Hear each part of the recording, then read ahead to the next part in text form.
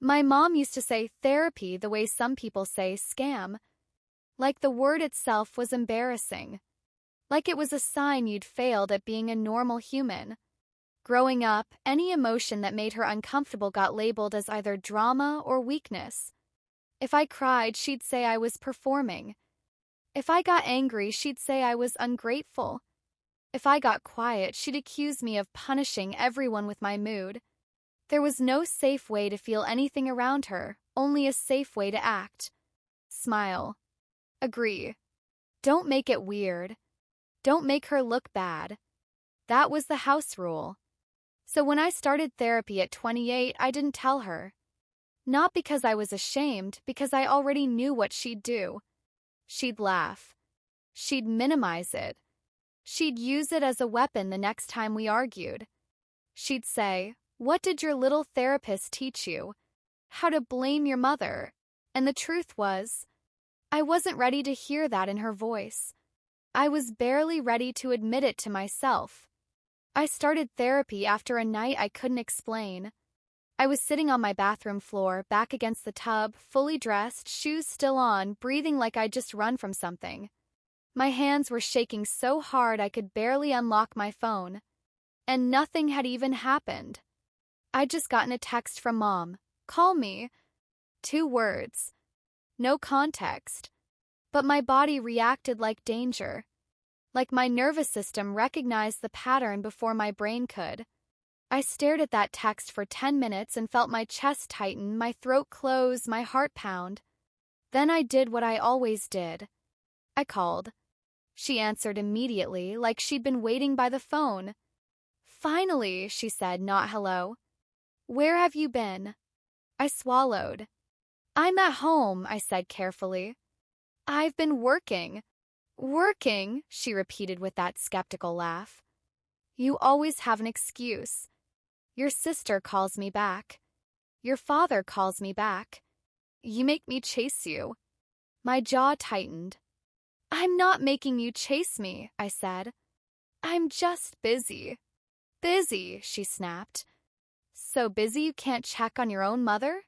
Then she sighed dramatically, as if she was the one carrying everything. "Whatever. I need you to do something for me." Course she did. That's how it always started, guilt, then task. "What?" I asked. "I need you to come over this weekend," she said. "We're doing a family dinner. Your aunt is coming. I need you there." I felt my stomach tighten. "This weekend?" I asked. "Mom, I already told you I have a work thing Sunday." "Cancel it," she said instantly. No question. "I can't," I replied. "It's a deadline." She made a small sound of disgust. "God," she muttered. "You always act like your job is some sacred thing. Family comes first." Family comes first meant Mom comes first. Always. "I can come Saturday," I offered. "For a couple hours." She ignored it. "You're going to be there Sunday," she said flatly. "And you're going to help me." I'm not asking. I'm telling. Something in me snapped, not in anger but in exhaustion. I felt my chest tighten. I felt that old panic trying to rise.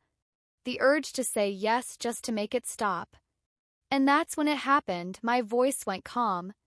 "No," I said quietly. Silence. Then Mom laughed, short, mocking. "No," she repeated. "Who do you think you are?" My hands were shaking, but my voice stayed steady. "I'm an adult," I said. "And I'm not canceling my work because you demand it." She inhaled sharply. "Oh my God," she said. "Is this that therapy nonsense? Did you start seeing some quack who told you to disrespect your mother?" My stomach dropped. She'd guessed. Not because she knew me, but because she knew the only way I'd ever say no was if someone else gave me permission. "Therapy isn't nonsense," I said carefully. "It's help," Mom scoffed. "Help," she snapped. "Therapy is for weak people who can't handle real life. You know what I had? I had bills. I had 2 kids. I had a husband who barely. She cut herself off like she was about to admit too much. Then she came back stronger. And I handled it. I didn't sit in a room and cry to a stranger.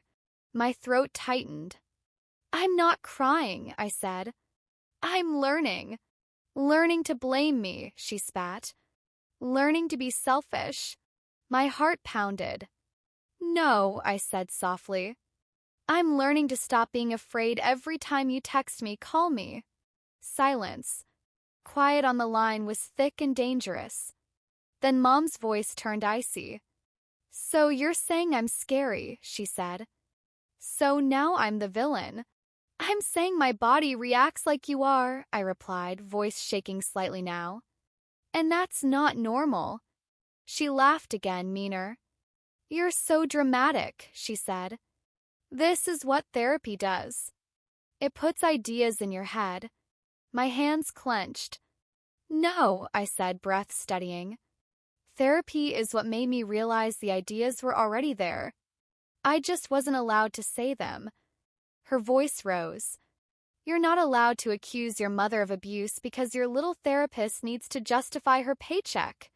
Abuse. She said the word first. Not me. 'Cause she knew if she said it, she could frame me as extreme. I didn't say abuse, I replied.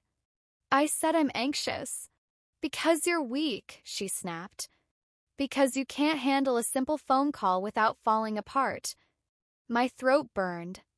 I swallowed it down. Mom, I said very calmly, I'm not going to talk to you when you speak to me like this. She scoffed. Oh, here we go, she said. Boundaries. Everyone's favorite new word. It's not new, I replied.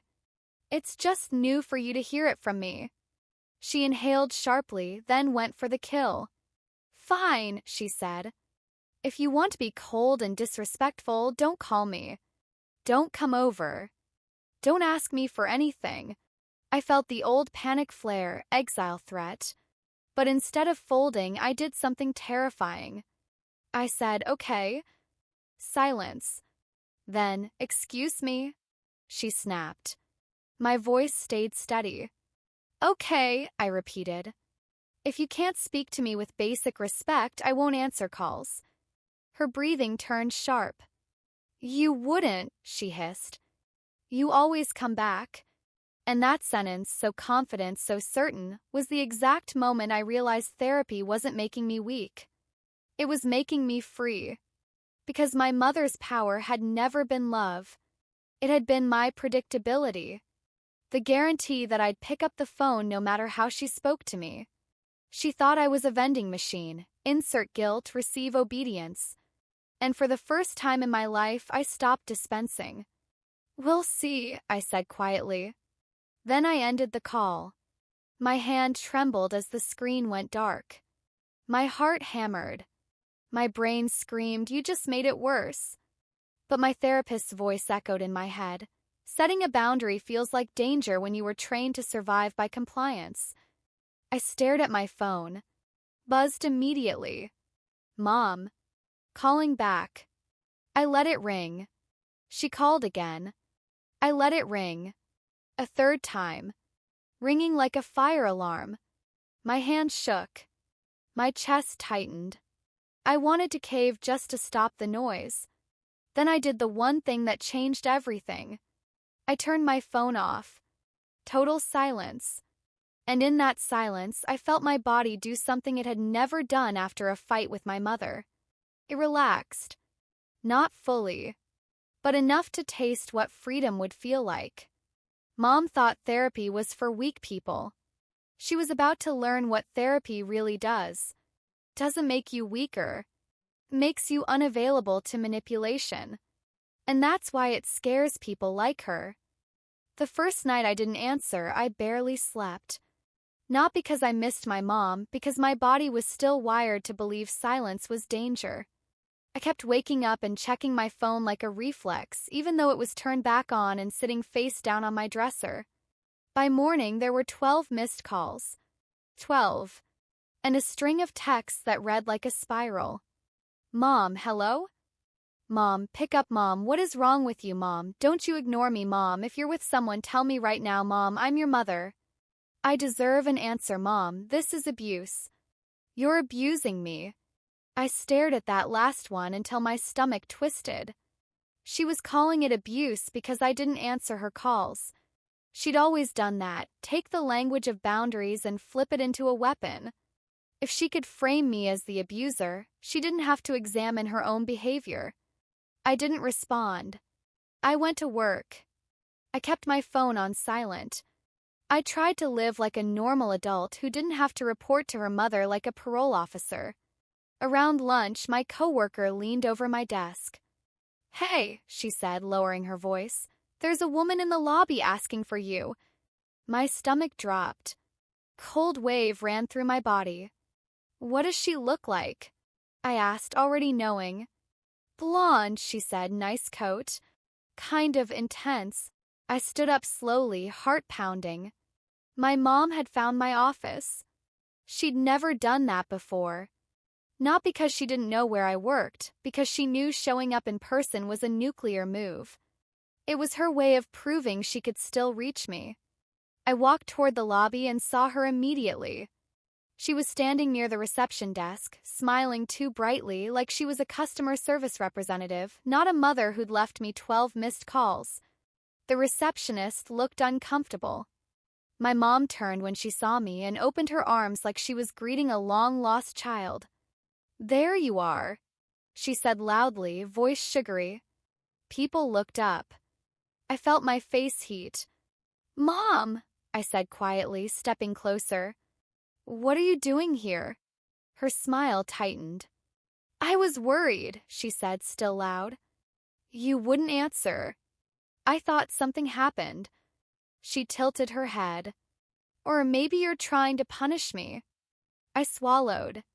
"This isn't the place," I said low. Her eyes flicked around. "Oh, so now you're ashamed of me?" she asked, voice rising just enough for others to hear. A few coworkers slowed their steps. My mom knew exactly what she was doing. Public pressure. She wanted me to either snap or submit. I kept my voice calm. "I'm at work," I said. "You can't show up here." Her smile vanished. "I can do whatever I want," she hissed under her breath, then turned back to the receptionist with that fake sweetness. "It's fine," she chirped. "I'll just wait." I stepped closer. "Mom," I said, firmer, "you need to leave." Her eyes flashed. "You need to answer your phone," she snapped back. I took a slow breath. "No," I said quietly. "I don't." Her face went tight. "Wow," she said loud again. "So this is what therapy teaches you? To treat your mother like garbage?" I felt my chest tighten, but I didn't raise my voice. "Therapy teaches me I'm allowed to say no," I replied. She laughed, sharp and performative. "Allowed," she mocked. "By who? A stranger you pay to hate your family?" Her voice carried. I saw my boss's assistant glance over, eyes wide. This was escalating fast. I leaned in, voice low and steady.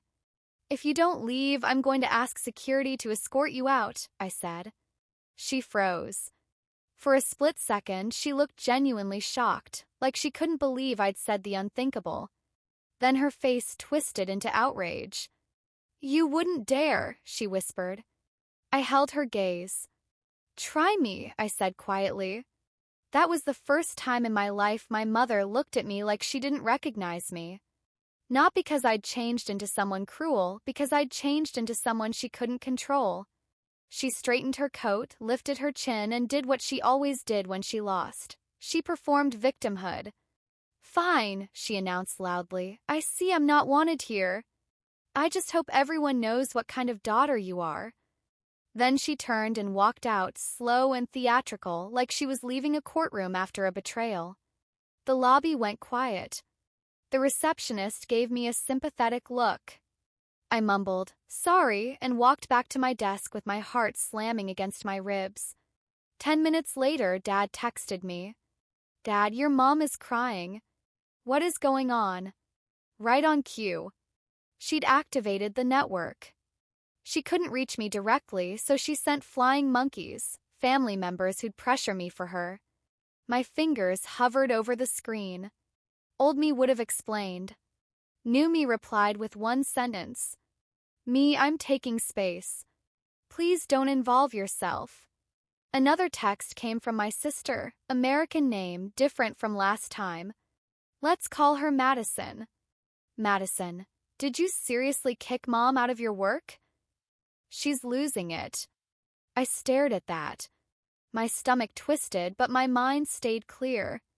Me, she came to my workplace to force contact. That's not okay. Then I muted the thread again. That evening, Mom's strategy shifted. If she couldn't force me with fear, she'd try guilt. A voicemail appeared. Her voice was soft, trembling, almost sweet. Honey, she whispered, I don't know why you hate me.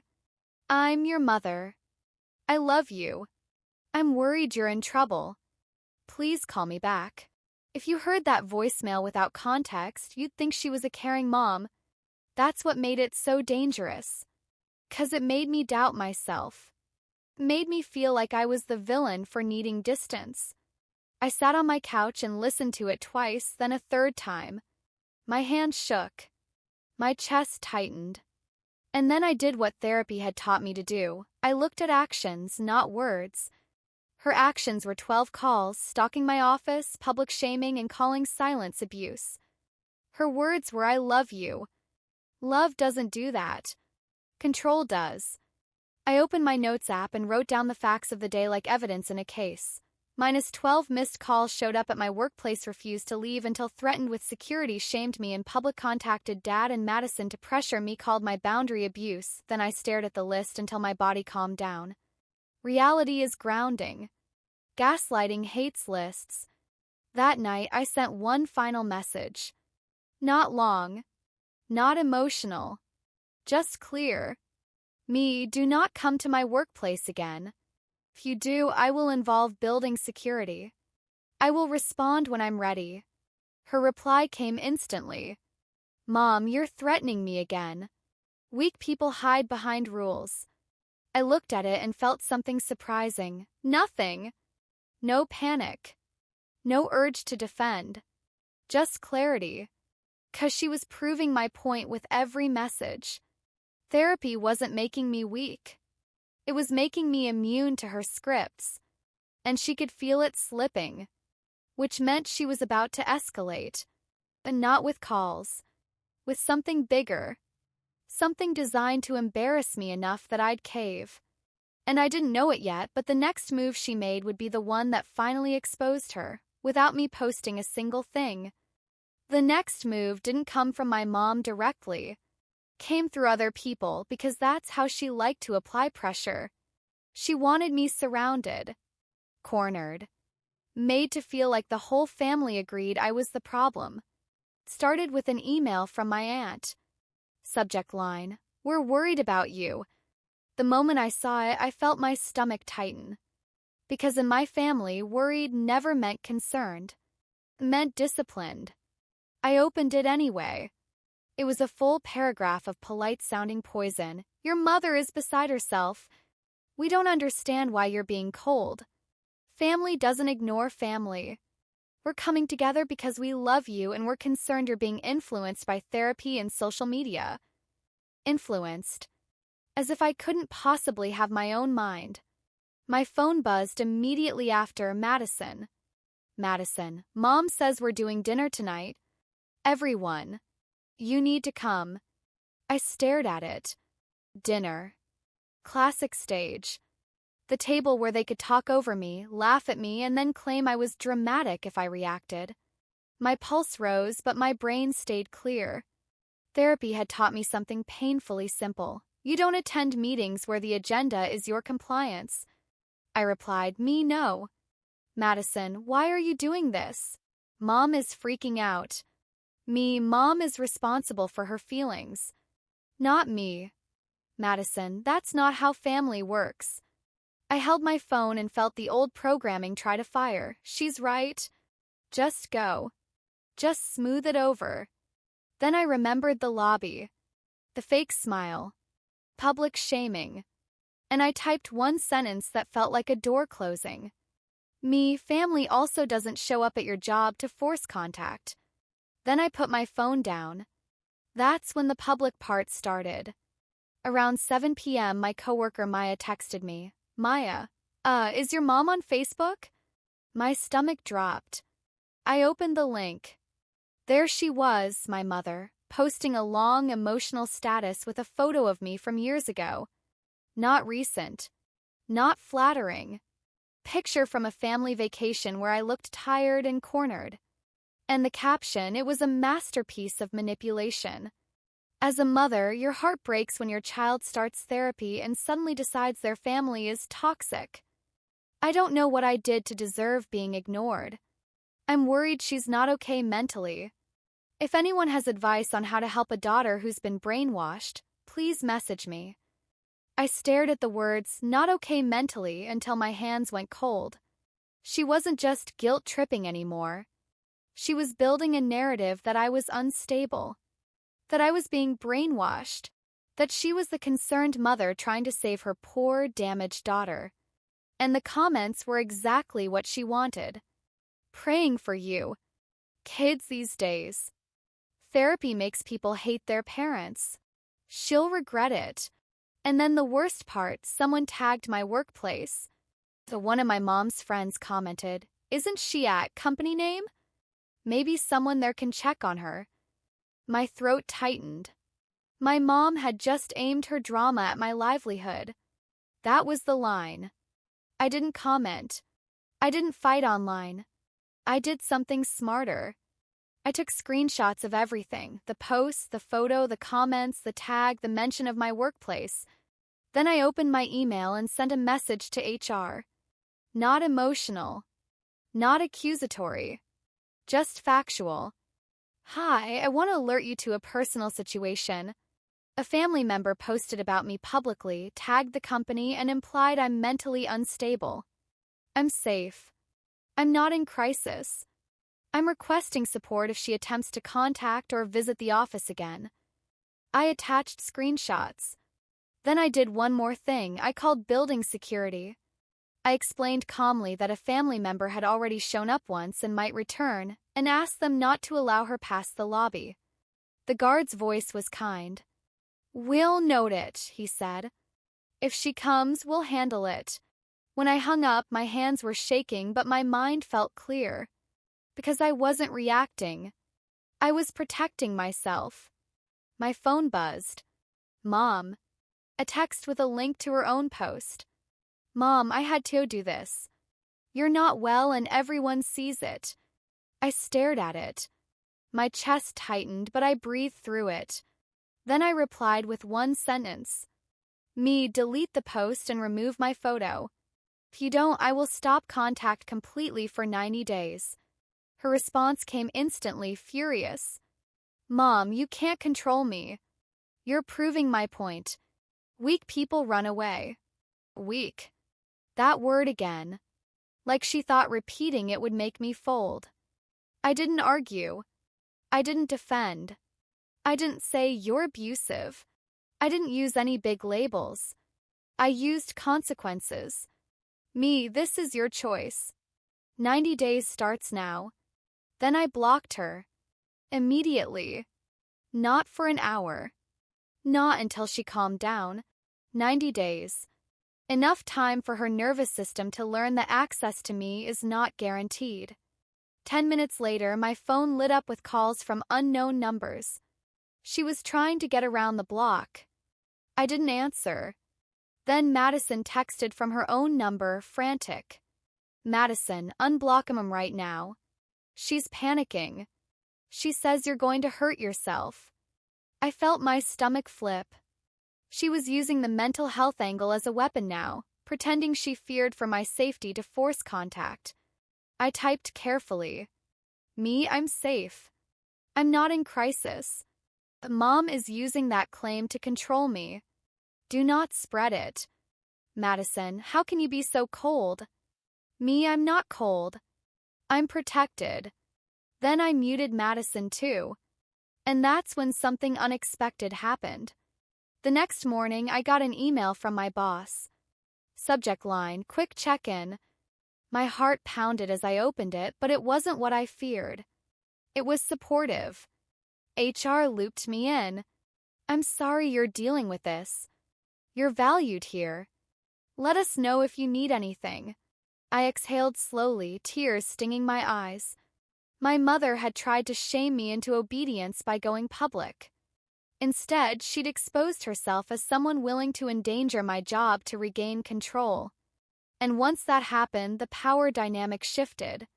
Because for the first time, her behavior wasn't hidden inside family walls. It was documented, witnessed, measurable. Not he said, she said. Screenshots, emails, security notes. The kind of reality manipulation can't argue with. That afternoon, I got a text from Dad. Dad, I saw her post. I told her to take it down. She refused. I'm sorry. That message hit me hard. Not because it fixed my mom, but because it proved I wasn't crazy. Someone else saw it and called it wrong. Then Dad sent one more text that changed everything. Dad, she's saying therapy is turning you against her, but honestly, it's turning you into someone she can't control. And she hates that. I stared at that line until my breath slowed. Because it was the truest thing anyone in my family had ever said out loud. Therapy didn't make me weak. It made me unavailable. And my mother couldn't stand losing access. But now, with her public post and the workplace tag, she'd pushed too far. She'd forced me to choose. And I did. I chose my peace, my job, my sanity. And the next part of the story, the part that always shocks people, is what happened when she realized her old weapons didn't work anymore. Because when someone like my mother can't control you, they do one of two things. They change or they escalate into something so extreme that everyone finally sees them clearly. On day 3 of the block, I started to feel human again. Not healed, just quieter. Like my nervous system finally realized it didn't have to sprint every time my phone vibrated. I went to work, I ate lunch without dread, I even laughed at something dumb in a group chat and realized I hadn't laughed like that in weeks. Then, at 6:17 p.m., someone knocked on my door. Not a polite knock. A firm, repeating knock, like they owned the hallway. My stomach dropped. I didn't have to look through the peephole to know. But I did anyway. It was my mother. And she wasn't alone. My dad stood behind her, face tense, eyes tired. Madison stood a step back, arms crossed, looking like she'd been recruited into a mission. My mother had assembled a little audience. An intervention. I felt my hands go cold. My first instinct was to not open. Then I remembered, fear loves closed doors. Clarity loves boundaries spoken out loud. I took a breath, opened the door just a crack, and kept the chain on. What are you doing here? I asked, voice calm. Mom's face snapped into that bright, trembling smile, the one she used when she wanted to look reasonable. Honey, she said loudly, we're worried. You've been ignoring us. You blocked me. Kept my voice level. Yes, I said. Because you posted about me, used my photo, and tagged my workplace. Her smile faltered for half a second, then hardened. I did that because I'm scared, she said, turning her palms up like she was pleading in court. You're not yourself, Madison chimed in immediately. She's really worried, she said, like I didn't just live through 12 calls and a workplace ambush. Dad cleared his throat. Can we talk? He asked softly. My mother cut him off. No, she said sharply, then turned back to me. You're going to open this door and we're going to have a conversation like adults. I stared at her. I am having a conversation like an adult, I said. Adults don't show up uninvited and demand access. Her eyes flashed. This is family, she snapped. You don't get to treat us like strangers. I felt my chest tighten, but my voice stayed steady. Then act like family, I said quietly. family doesn't weaponize mental health and threaten someone's job. Her face twisted. I didn't threaten your job, she hissed. I asked for help. You tagged my workplace and implied I'm mentally unstable, I replied. That's not help. That's harm, Madison scoffed. You're twisting everything, she said. You always do this. I kept my gaze on Mom. Why did you bring them? I asked her. Why not come alone if you wanted a calm conversation? Mom's jaw clenched. Because you don't listen, she snapped. You need to hear how ridiculous you're being from other people. There it was. The truth. This wasn't concern. It was pressure. So, this is a vote, I said softly. An intervention. Mom lifted her chin. Call it whatever you want, she said. I call it getting my daughter back. My stomach tightened at the phrase my daughter, ownership language. Like I was a purse she'd misplaced. I took a slow breath. You don't get me back, I said calmly. You get a relationship with me if you can respect me. Mom's face tightened into rage. Respect, she snapped. After you embarrassed me at your job? After you blocked me like I'm some stalker?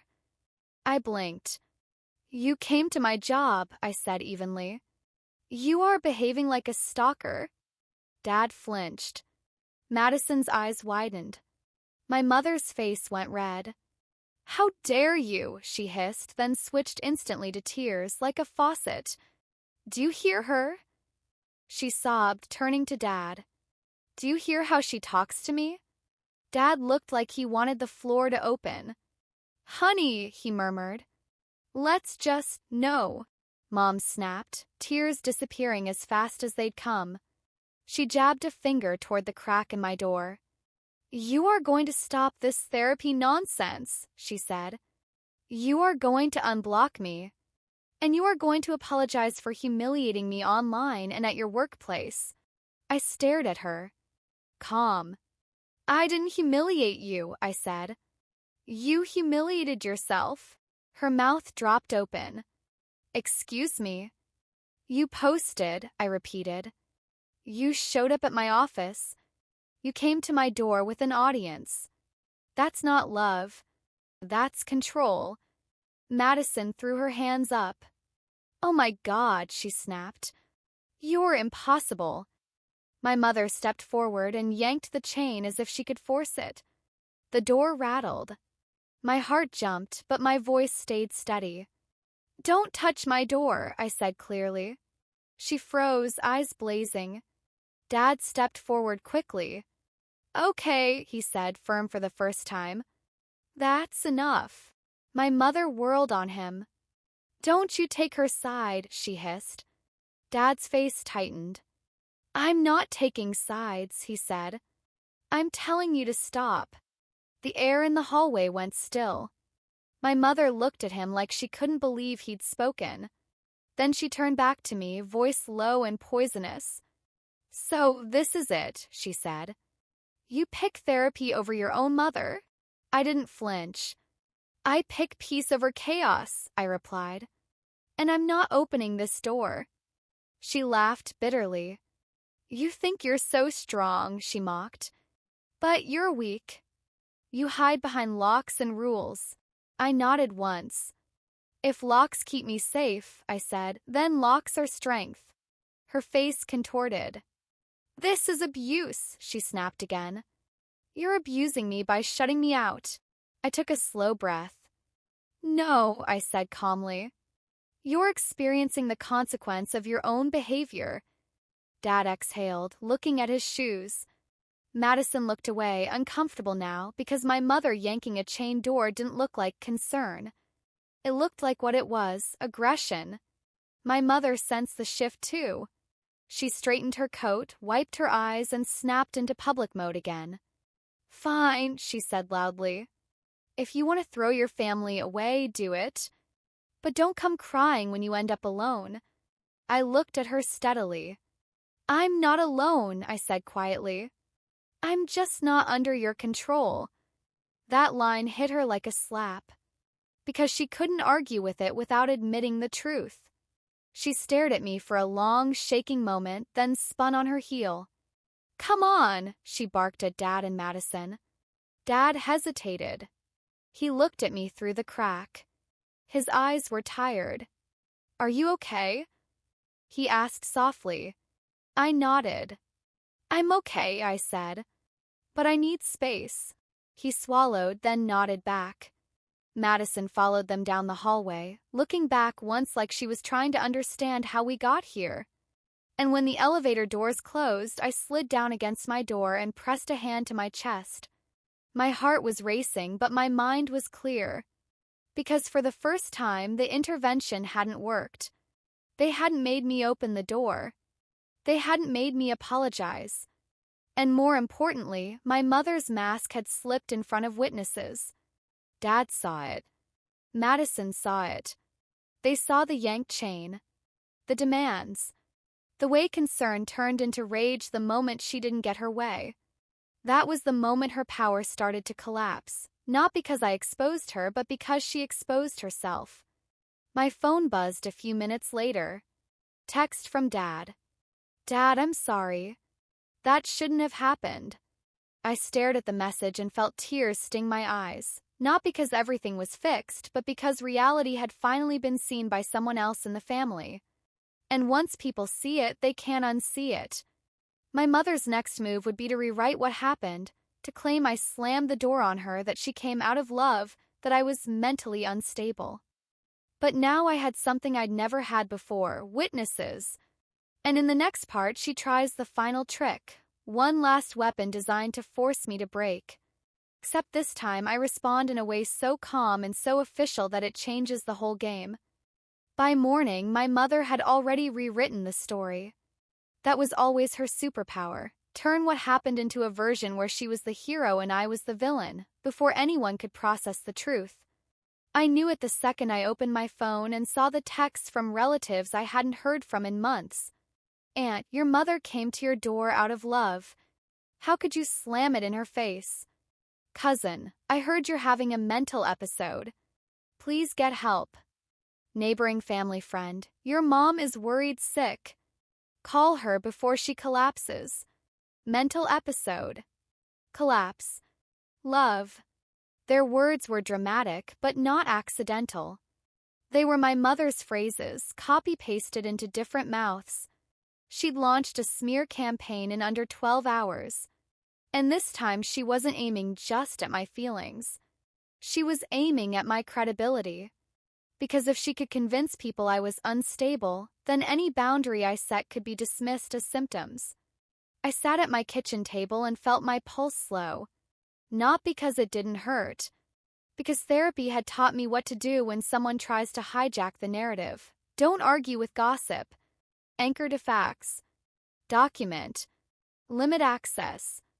I opened my notes app and typed a clean timeline. Day 1, Mom posted about me, used my photo, tagged my workplace, implied I was mentally unwell. Day 2, she refused to remove it. Day 3, she came to my workplace. Day 4, she came to my home with Dad and Madison and pulled my chain door while demanding access. Then I opened my email and wrote 3 messages. One to my building management. One to my workplace HR, updating them that she showed up at my home too and might attempt contact again. And one to my father. The one to Dad was short and surgical. "Me, Dad, I'm safe. I'm not in crisis. The mom is telling people I'm mentally unstable to pressure me into contact. I need you to stop repeating her messages and stop bringing her to my home. If she comes again, I will call building security." I hit send.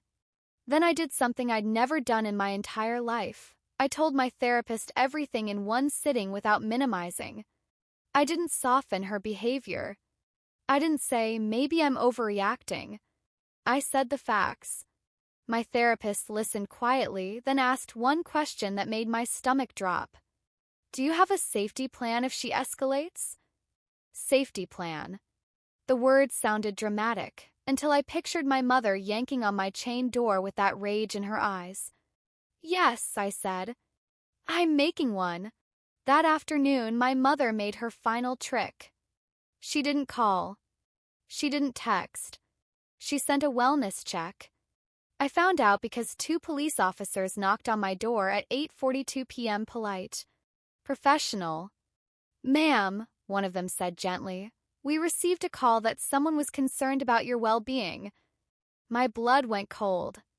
For a second, I couldn't speak. 'Cause the cruelty of it was so precise. A wellness check isn't just intrusive. It's a threat wrapped in concern.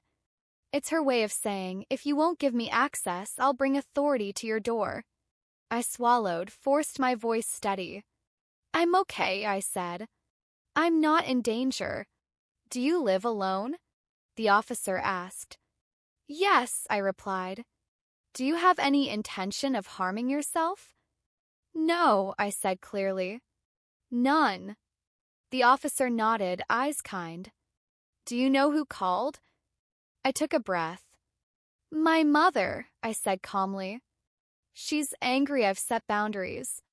She's been harassing me and spreading rumors that I'm mentally unstable." The officer's expression tightened slightly, like he'd heard this story before. "Okay," he said. "We just needed to check in." Then he lowered his voice. "If she's using welfare checks to harass you, you can document this. If it continues, you can request a harassment report or consult about a protective order. I'm not giving legal advice, but keep records." My throat tightened with a strange mix of rage and relief. Even the police could see it. After they left, I stood in my living room with my heart pounding and realized something important. My mother had just crossed into the real world. Not family drama. Not guilt texts. Actual official intervention. She thought it would scare me into calling. Did the opposite. Gave me a clear, undeniable line.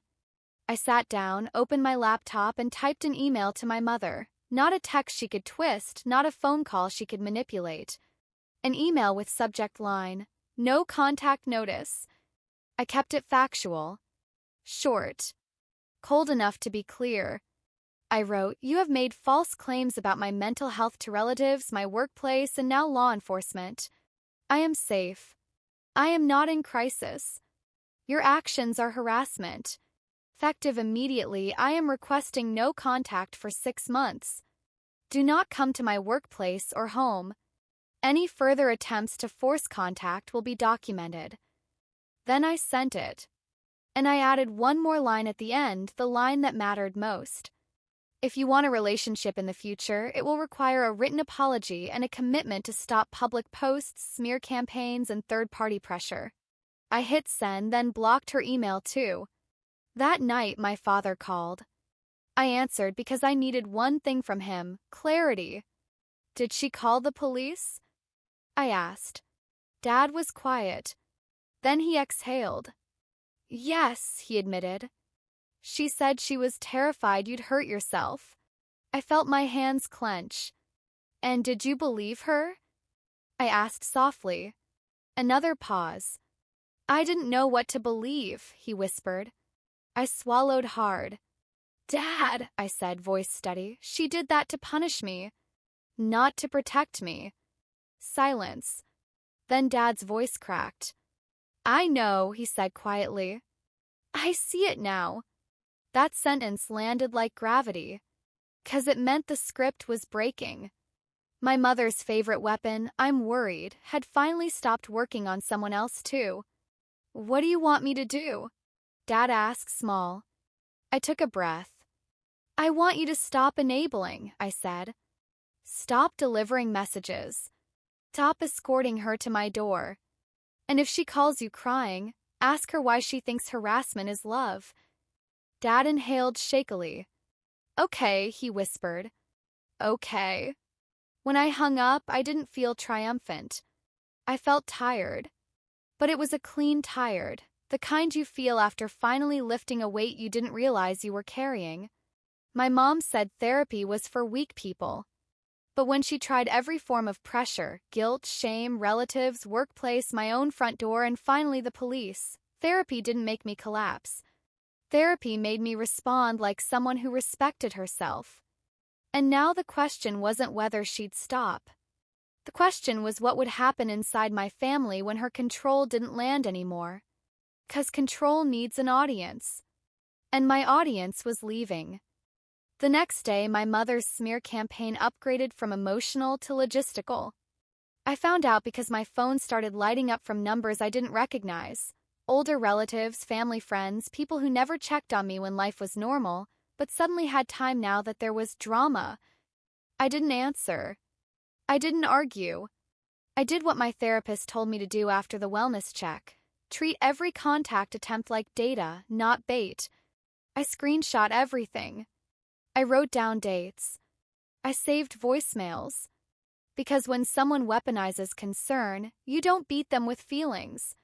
You beat them with facts. By lunchtime, Madison texted me again. Madison, Mom said the cops came because you're not okay. Is that true? My stomach tightened. Not because of the question, because of the tone. She wasn't accusing this time. She sounded uncertain. Like she'd finally realized our mother's version of reality had consequences beyond family guilt. I replied carefully. The cops came because Mom called them. I told them I'm safe. I'm not in crisis. Madison, why would she do that? I stared at the screen.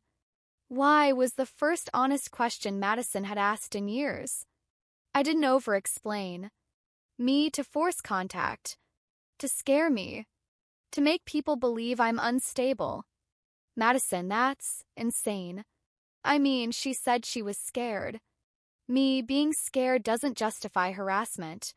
Madison didn't reply for a while. Then, Madison, did you really send her a no-contact notice? I exhaled slowly. Yes. Madison, Mom says you're treating her like a criminal. She used law enforcement to reach me. I'm responding like an adult. Another pause. Then Madison wrote, Madison, I didn't know she tagged your job. I didn't know she showed up there either. I felt something shift in my chest, small but real. Because Madison was starting to separate Mom's feelings from Mom's actions. I typed one line that felt like the whole truth condensed. She keeps calling it love, but it's control. Madison, Dad says you're safe. He told her to stop. Is that true? My throat tightened. Dad apologized. He said he sees it now. Madison, she's furious at him. She says he betrayed her. Of course she did. Because in my mother's world, accountability equals betrayal and boundaries equal violence. That afternoon, HR emailed me back. Calm, professional. We've noted the situation. Building security has your photo contact on file.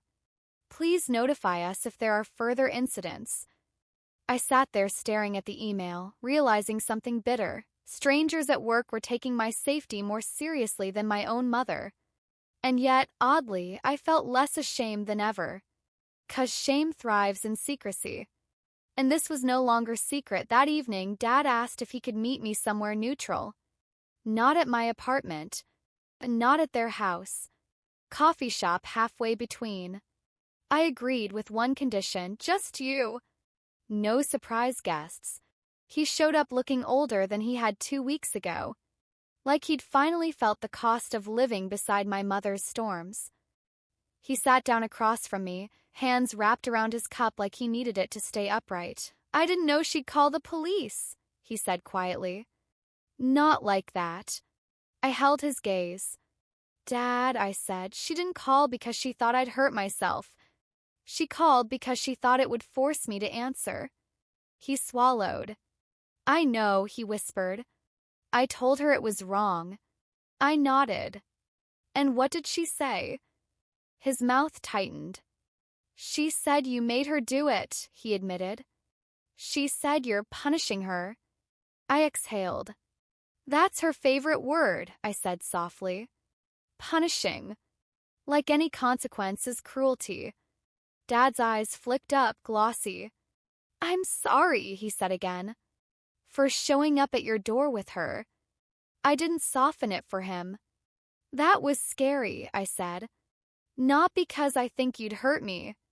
Because she uses you as proof she's reasonable. She brings witnesses so I look like the unstable one if I don't comply. His jaw clenched.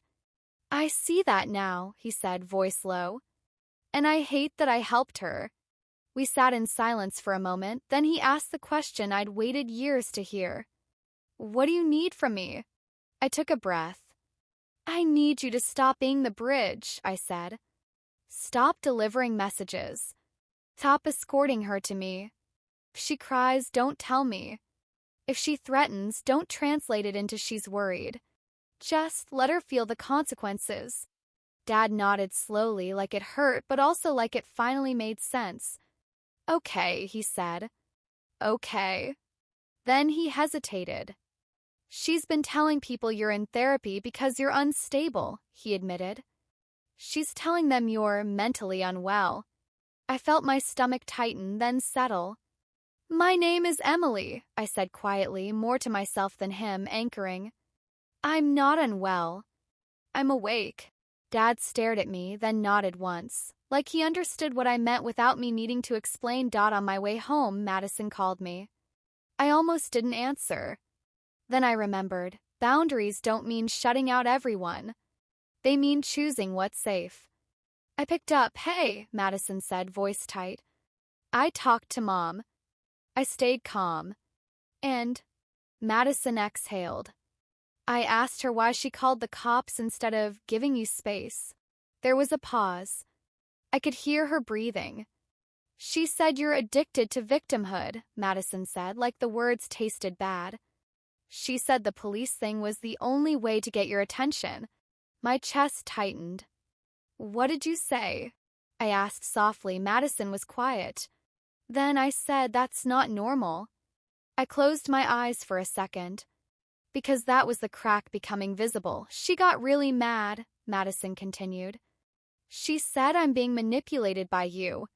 She said therapy is turning you into a stranger. And then she said something that freaked me out. I opened my eyes. What? Madison swallowed.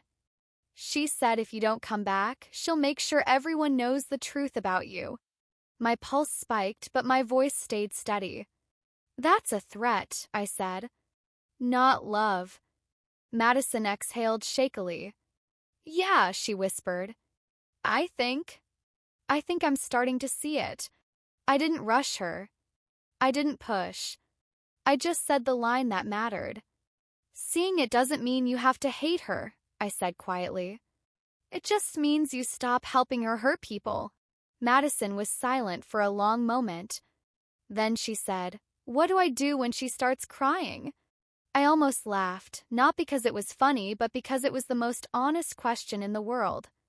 You don't fix it, I said. You let her feel it.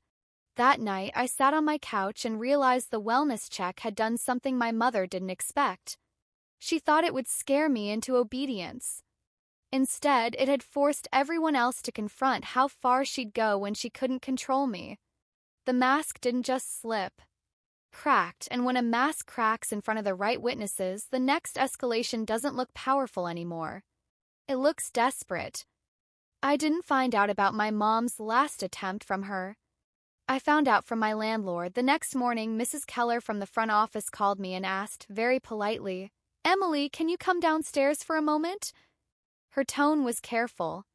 That alone made my stomach drop. I walked into the lobby and saw two things at once. A sealed envelope on the counter with my name in thick black marker, and my mother's handwriting on the return address. My pulse kicked hard.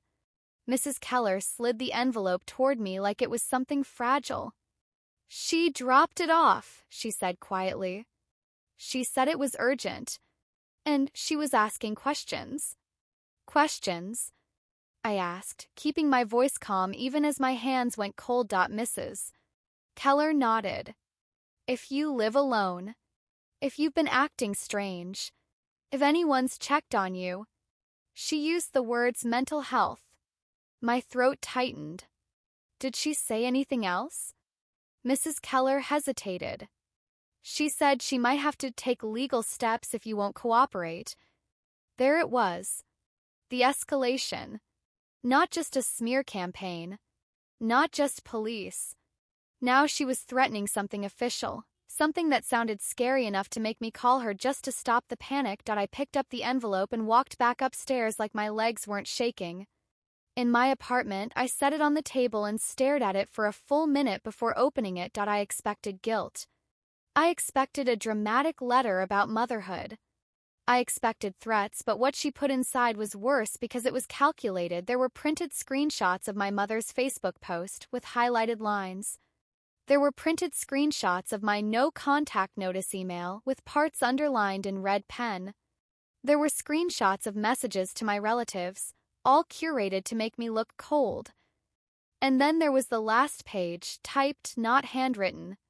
A letter that looked like it had been copied from a template online. And IT said she was deeply concerned for my well-being, that I was isolating, that I had become unstable since starting therapy, and that if I didn't reconnect immediately, she would consider petitioning for a wellness evaluation and explore guardianship options because she was afraid I'm not competent to make decisions. Guardianship. My stomach flipped so hard I had to sit down. That word is a cage when it's used as a threat. It's the ultimate power move. If I can't control you emotionally, I'll try to control you legally. I stared at the page until the letters blurred. Then the rage hit, hot, clean, focused. Not panic. Not fear. Clarity. She wasn't worried about me hurting myself. She was worried about losing access. She was willing to label me incompetent just to regain control. I took a slow breath and did the most important thing therapy ever taught me. I didn't react impulsively. I didn't call. I didn't scream. I didn't write a long emotional reply. I opened my notes app and started documenting again. Date. Time. Who delivered it. What it said. The exact phrase, guardianship options. Then I called my therapist. I told her what was in the envelope. I read the key lines out loud. She went quiet for a moment, then said very calmly, "This is coercion." Hearing her name it like that steadied my body. "What do I do?" I asked. "You treat it like a threat," she replied. "And you respond with structure, not emotion. Structure. Facts. Paper trails. Boundaries with teeth. I called my dad next. I didn't want to, but this was the moment where denial had to end. If he was ever going to stop enabling, it would be now. He answered on the second ring. "Emily," he said, voice already tense, like he'd been waiting. "She left an envelope at my building," I said, calm. "She's threatening guardianship." Silence so heavy I could hear his breathing. "She what?" He whispered. "Guardianship," I repeated. "She wrote that I'm not competent because I'm in therapy and I'm isolating." His voice cracked. "That's insane." "Yes," I said. "It is. And I need you to hear me. I'm safe. I'm not in crisis. I'm functioning. She's using mental health language to control me."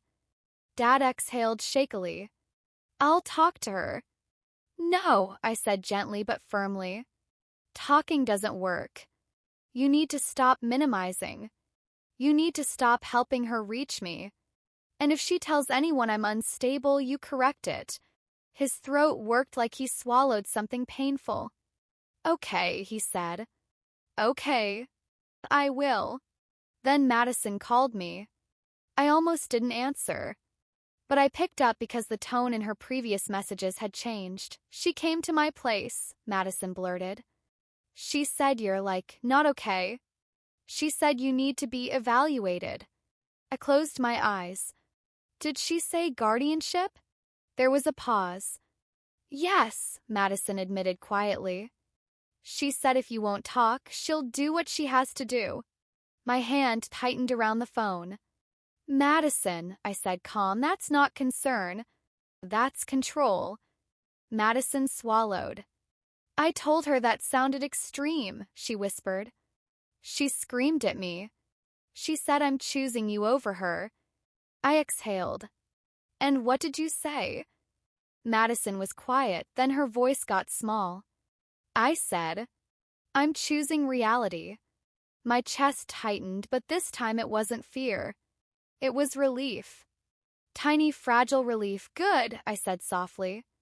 "Because here's reality. She's threatening legal control to force contact. That is abuse of systems." Madison inhaled sharply. What do you want me to do? She asked. I didn't hesitate. Don't pass messages, I said. Don't give her information about me. Don't let her make you her witness. If she cries, let her cry. If she rages, let her rage. And if she says I'm unstable, you say Emily is safe. Mom is escalating because she can't control her. Madison whispered. Okay. Then I did the final thing. The thing that made me feel like an adult in my own life instead of a child in her storm. I contacted my building management and asked them to formally note that my mother was not permitted upstairs, and that any future visits should be handled by security. I sent them a short written notice. Calm. Factual. No drama. Then I emailed HR again, updating them that she'd now escalated to threats involving my mental health and legal steps, and that if anyone called the company about me, the correct response was, Emily is safe. This is a private matter. Direct contact attempts should be logged. I didn't post online. I didn't retaliate. I didn't try to win the narrative war. I built walls made of paper and policy, the kind my mother couldn't cry her way through. That night my phone stayed quiet. Too quiet. The kind of quiet that usually meant she was plotting. But for the first time, I wasn't afraid of the plot. Because I'd done what she never expected. I'd stopped meeting her chaos with emotion. I'd met it with structure. She could call me weak for needing therapy. But the truth was, therapy had taught me how to stand still while someone tries to drag you back into the old role. It taught me how to stop being bait, and now there was only one part left. The moment she realized the threats didn't work either. The moment she tried to win publicly one last time, and the moment it backfired so hard she couldn't spin it anymore. The next morning, I woke up to a message from Madison that was only 3 words. Madison, she posted again. My stomach tightened, but my mind stayed clear. Of course she did. When my mother can't control the room, she tries to control the audience. I opened social media from my laptop because I didn't want her energy on my phone and found the post. It was longer than the last one. More emotional. More concerned mother. She didn't say my name, but she didn't have to. She wrote about a daughter who has been influenced by therapy, a daughter isolating herself, a daughter who is rejecting family, and then she dropped her biggest bomb. She hinted she was considering legal options because she was afraid for her daughter's stability. Legal options. The dog whistle. She wanted people to message her like, "You're so brave." She wanted the comments to call me ungrateful. She wanted the whole internet to become a courtroom where she was the saint and I was the unstable defendant. But here's what she didn't expect. She wasn't the only one who'd seen her behavior now. Dad had seen her yank my chain door. Madison had heard the guardianship threat. Even Laura, who always defended Mom, had started asking questions. The mask wasn't just slipping. It was cracking in front of witnesses. Dad called me before I could even finish reading the comments. "She's out of control," he said, voice low and exhausted. "She won't stop." I didn't sound angry. I sounded done. "Then we treat it like harassment," I said. Dad went quiet. "I told her to delete it," he whispered. "She said she won't be silenced." I exhaled slowly.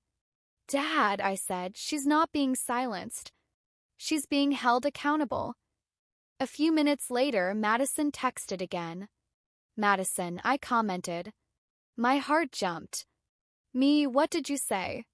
"Madison," I wrote, "Emily is safe. Please stop spreading rumors about her mental health." I stared at the screen. 'Cause that one comment, calm, factual, was the first time someone in my family publicly disrupted my mother's narrative. My mother replied to Madison in the comments within minutes. Not calm. Not loving. Furious. "How dare you take her side? You're betraying me. You're manipulated too." Comment section shifted. People started noticing. Some still defended her, but others began asking real questions. Why would you threaten legal action? If she's safe, why post? Maybe respect her boundaries? And my mother, unable to handle the loss of control, did exactly what she always did when she felt exposed. She escalated. Publicly. She commented something she couldn't take back. If she refuses contact, I will do what I have to do. That sentence sat there like a confession.